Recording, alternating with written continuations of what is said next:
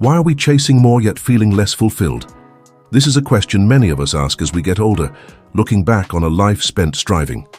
A startling 2024 study from the Stanford Longevity Center followed over 15,000 adults for a decade and found a shocking truth. Beyond a certain point, a point most of us in the West have already passed, increases in income and possessions did not lead to more happiness. In fact, for many, it led to more stress, more anxiety, and a deeper feeling of being unfulfilled. It seems our modern definition of a good life might be fundamentally flawed. But what if there was another way? A proven path not measured in dollars, but in genuine well-being. Today we journey to the small Himalayan kingdom of Bhutan, a country that famously rejected wealth as the main measure of success. Instead, they measure their progress in what they call gross national happiness. This isn't just a political slogan. It's a way of life woven into the daily habits of its people, leading to profound contentment and health. These are 10 of their most powerful habits. Habits that you won't commonly find in the West, that could reshape the way you experience your golden years. Before we begin, tell us in the comments now your age and where you're watching us from. We're reading and replying to every single comment. Let's begin. Number 10. Valuing interdependence over independence. In the West, we are taught from a young age to be independent, to be self-reliant, to pull ourselves up by our own bootstraps. This is a noble idea, but as we age, it can sometimes lead to profound isolation. The Bhutanese see things differently. They cherish interdependence, the understanding that we all need each other, and that a community is strongest when its members lean on one another. In a Bhutanese village, an elder is not a burden, but a source of wisdom, actively involved in family and community life until their last days. This social connection is one of the most powerful predictors of a long and healthy life. A major study from Harvard University, which has been running for over 80 years, confirmed that the single biggest factor in longevity and happiness is the quality of our relationships. Let me tell you about Arthur, a 78-year-old retired accountant from Ohio. After his wife passed away, Arthur's world shrank. His children were grown and lived far away, and his pride in his independence kept him from asking for help or admitting he was lonely. He spent his days in his quiet house, watching television, feeling his world grow dimmer. One day, his neighbor gently encouraged him to join a new community garden being started in a local park. Arthur was hesitant. He hadn't gardened in years and didn't know anyone. But he went, and at first he just kept to himself, tending his small plot of tomatoes. Slowly, however, the spirit of the garden, a spirit of interdependence, began to work on him. He asked the woman next to him for advice on pests. He offered his extra seedlings to a young family. Soon he was sharing stories, laughing, and looking forward to his mornings spent with his hands in the dirt, surrounded by people who relied on him and on whom he could rely. Arthur found a new family, not of blood, but of community. This is the Bhutanese way, understanding that true strength isn't in standing alone, but in standing together. Number 9. The daily practice of Driglam Namja. This might sound like a complex term, but its meaning is simple and profound. Driglam Namja is the traditional Bhutanese code of conduct, but it's more than just manners. It is the art of bringing mindfulness and intention to every single action. It's about how you walk, how you speak to others, how you eat your meals. In our fast-paced Western culture, we praise multitasking. We eat lunch while answering emails, watch TV while talking on the phone, and rush from one task to the next without a moment's pause.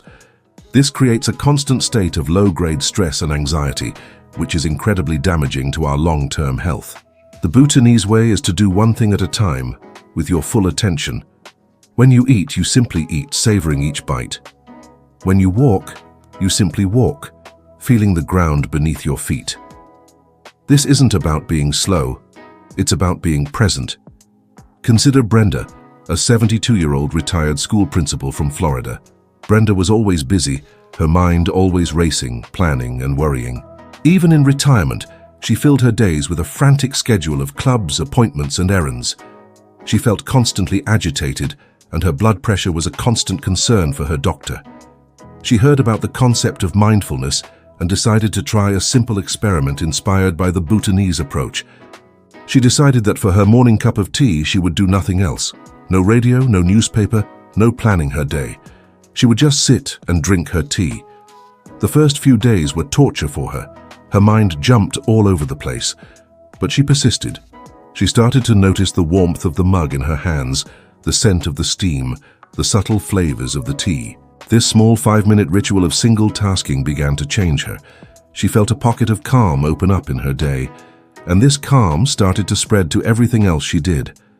By bringing intention to one small act, she learned to bring a sense of peace to her entire life. Number 8. Embracing the impermanence of life. In the Western world, we often fight against aging and the idea of death. We spend billions on products to make us look younger and view death as a failure or a subject to be avoided at all costs.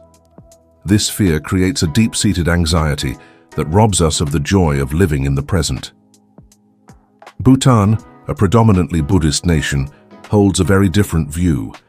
They are taught to contemplate impermanence and death daily. This is not to be morbid, but to be realistic and to appreciate the preciousness of every moment we have. Understanding that life is temporary encourages them to live more fully, to forgive more easily, and to focus on what truly matters. It frees them from the anxiety of clinging to youth or worrying about an inevitable future. Let me tell you about Charles, an 81-year-old former construction manager from Texas. Charles was terrified of getting older. Every new ache, every forgotten name sent a jolt of fear through him. He became obsessed with his health, not in a positive way, but in a fearful one, constantly worrying about what illness might be lurking around the corner. His fear was paralyzing him and keeping him from enjoying his retirement. His daughter gave him a book on Eastern philosophy, and he read about the Bhutanese practice of remembering death. The idea was to remind yourself, I am alive today, but one day I will not be. Instead of frightening him, it had an unexpectedly liberating effect. He realized that by spending all his time worrying about dying, he was failing to live. He started to shift his focus from the future to the present. He stopped worrying about the what-ifs and started noticing the what-is. The taste of his morning coffee, the sound of birds outside his window, the warmth of the sun on his skin. By accepting that his time was finite, he was finally free to truly enjoy it. Number 7. Minimalist living and contentment. Our Western societies are built on a foundation of consumerism. We are constantly bombarded with advertisements telling us that we need the latest car, the newest gadget, the bigger house to be happy. We accumulate possessions thinking they will bring us fulfillment, but often they only bring debt, clutter, and the stress of maintenance. The Bhutanese culture has a deep-rooted value of contentment with what one has. Their homes are often simple, and their focus is on relationships, spirituality, and community, not on material wealth.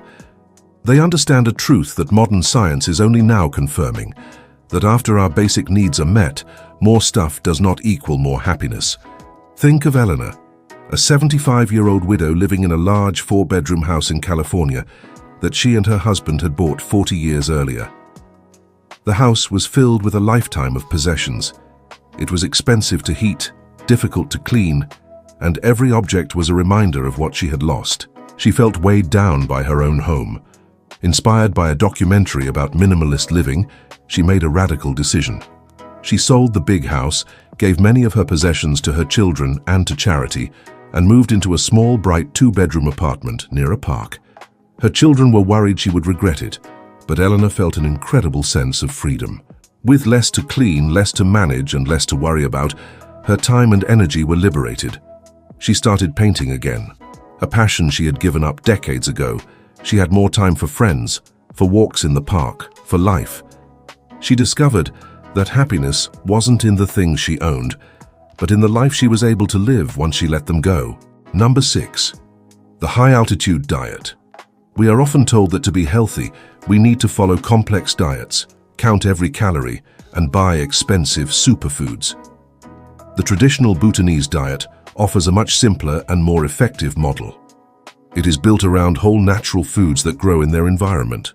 The cornerstone is red rice, a unique variety that is packed with fiber, magnesium, and antioxidants. They eat a lot of fresh vegetables and, famously, a lot of chilies. These chilies are not just for flavor. They are loaded with vitamin C and capsaicin, a compound that studies from the Mayo Clinic suggest can reduce inflammation and improve metabolism. A single meal in Bhutan can contain an amount of capsaicin equivalent to taking a concentrated anti-inflammatory supplement. They also eat some lean meat and dairy, but their diet is predominantly plant-based. It's simple, it's local, and it's incredibly healthy. Let me share the story of David, a 69-year-old retired truck driver from Illinois. David suffered from what he called the trucker's trifecta: high blood pressure, aching joints from inflammation, and borderline type 2 diabetes. His diet consisted of processed foods, fast food, and sugary drinks. His doctor warned him he needed to make a major change. Frustrated with complicated diet plans, he read an article about the simple, powerful diets of long-lived cultures, including Bhutan. He decided to adopt their principles, not their exact foods. He switched from white bread and potatoes to brown rice and whole grains. He replaced processed snacks with fresh fruits and vegetables. He started adding a bit of spice, like cayenne pepper, to his meals for its anti-inflammatory properties, and dramatically cut back on sugar and red meat. The change was not overnight, but within 6 months the results were undeniable. His blood pressure was down, his joint pain had subsided significantly, and his blood sugar levels were back in the normal range. He didn't need a fancy diet, just a return to simple, whole foods. Before we continue, if you have been enjoying the video so far, hit that like button so more seniors can see it and subscribe. Number 5. Revering nature as a life force. In much of the modern world, we see nature as a resource to be used or a place to visit for recreation on the weekends. For the Bhutanese, the connection is much deeper and more constant. Their reverence for the natural world is woven into their laws and their spiritual beliefs.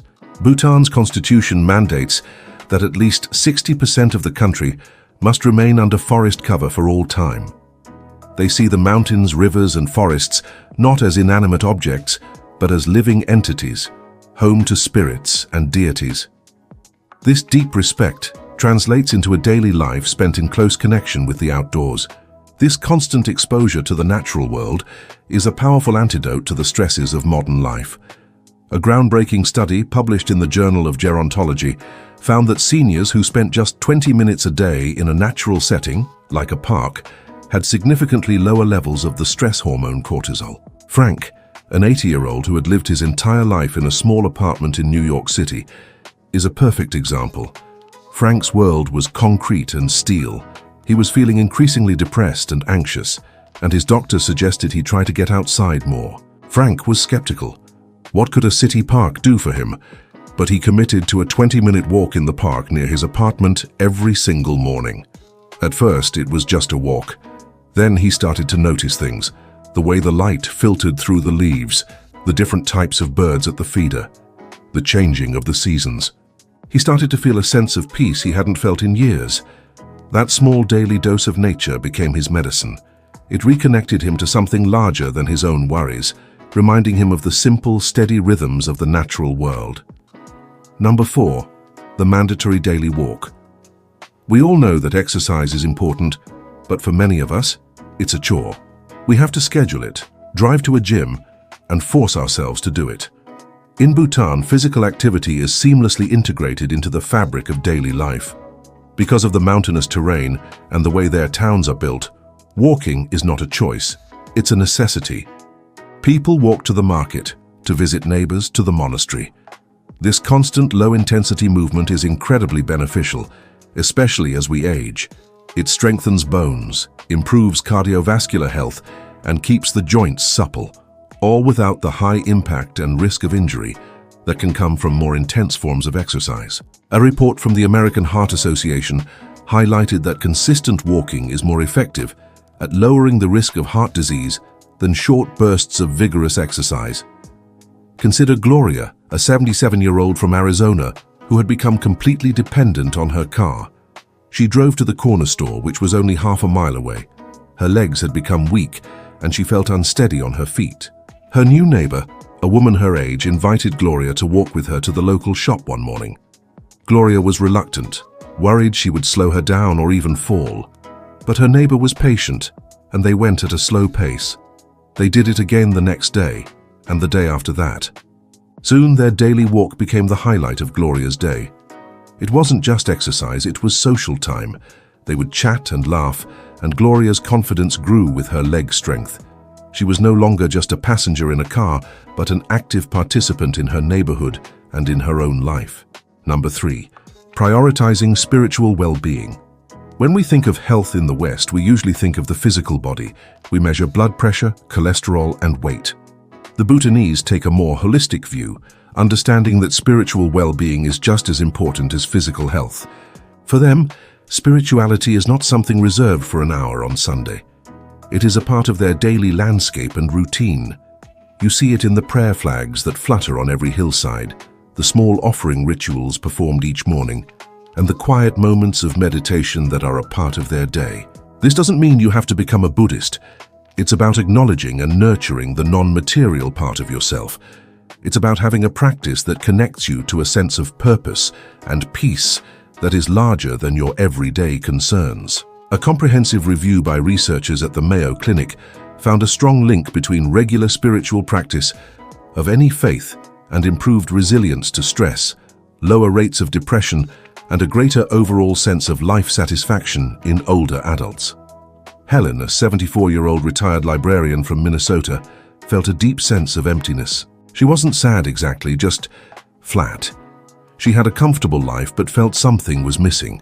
She was not a religious person, but she read about the benefits of secular meditation. She decided to try a simple 10-minute guided meditation each morning using an app on her phone. It was difficult at first to quiet her busy mind, but she stuck with it. After a few weeks, she noticed a change. The constant chatter in her head began to quiet down. She felt less reactive to small annoyances and more able to appreciate the good things in her life. That small investment of 10 minutes a day paid huge dividends in her sense of inner peace. She was nurturing her spirit, and it was bringing color back into her world. Number 2. The art of deep listening. We live in a world of noise and distraction. When we have conversations, we are often just waiting for our turn to speak. We are thinking about our reply, our own story, our own opinion, instead of truly hearing what the other person is saying. This erodes our relationships and leaves us all feeling unheard and disconnected. In Bhutanese culture, there is a great emphasis on deep listening. This means giving someone your full, undivided attention. It means listening not just to their words, but to the feelings behind the words without judgment and without an agenda. This simple act of bearing witness to another person's experience is one of the most profound gifts we can give, and it is the foundation of the strong social bonds that create gross national happiness. This is a skill that strengthens marriages, heals family rifts, and turns acquaintances into true friends. Take Ian, an 82-year-old grandfather from Georgia. Ian loved his grandchildren, but he felt a growing distance between them. When they visited, he would try to give them advice and tell them stories from his life, but their eyes would quickly glaze over as they looked at their phones. He felt they weren't interested in him. Then he tried a new approach. The next time his teenage grandson was telling him about a video game, something Ian knew nothing about, he put his own thoughts aside. He put his phone down, looked his grandson in the eye, and just listened. He asked simple questions. What do you like about it? How does it work? What's the goal? He didn't judge or dismiss it. He was just curious. The change was immediate. His grandson's face lit up, and he talked for an hour, thrilled to have someone genuinely interested in his world. By choosing to listen, Ian built a bridge across the generations, and their relationship became stronger than ever. And finally, number 1. Cultivating compassion as a daily habit.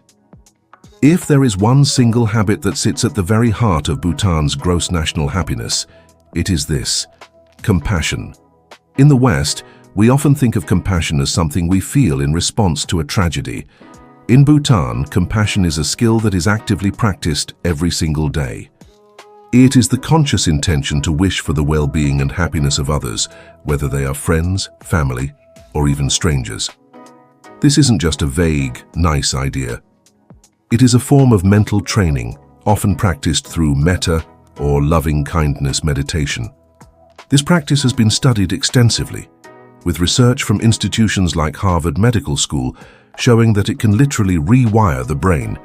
It increases activity in the brain centers associated with empathy and positive emotions, while reducing activity in the fear center, the amygdala. Actively practicing compassion doesn't just benefit others.